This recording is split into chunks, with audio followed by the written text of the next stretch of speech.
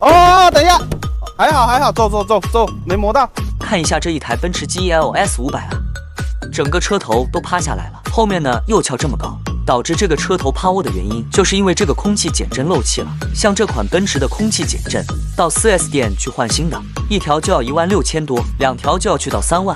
但是还有很多人都不知道，空气减震其实是可以修复回去的，不仅价格还不到换件的1/10，还带有1年的质保。现在减震已经全部拆开了，漏气的原因就是这个皮囊老化开裂。我们只要把这个新皮囊和这套橡胶密封件用专业的设备更换上去，就可以解决漏气的问题。那如果是您会选择维修还是换一条新的呢？再把机芯与新气包组装回去，最后重新打压测试一下。